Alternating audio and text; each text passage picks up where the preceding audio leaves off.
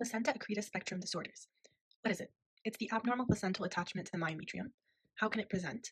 It can be found incidentally on ultrasound, so usually patients can be asymptomatic, and during routine ultrasound assessments, it can be diagnosed or detected. It can present as antepartum hemorrhage, so in the third trimester, a woman can present with bleeding, and on assessment, we note that she has a placenta accreta.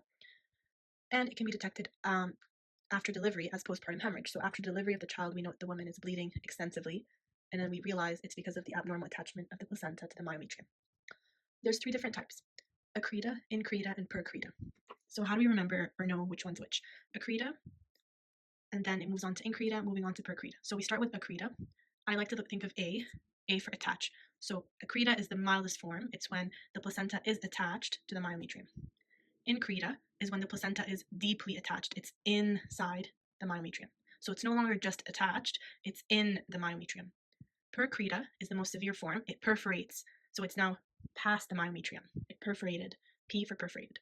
I hope that helps because I find that sometimes it's difficult to remember which one's which. They all sound so similar. I would recommend seeing a picture online and then just having this in mind and seeing how the progression happens from accreta, increta to percreta. So again, diagnosed on ultrasound, and the management when diagnosed is to deliver by cesarean hysterectomy. So you're going to need to remove the uterus because the placenta is morbidly attached. It's attached to the myometrium. You won't be able to remove the placenta without removing the uterus. In a woman who's presenting with postpartum hemorrhage, so bleeding after delivery, you're going to need to do a hysterectomy as well. What puts someone at risk for placenta accreta spectrum disorders? The highest risk is a woman who had a previous placenta previa and a cesarean section.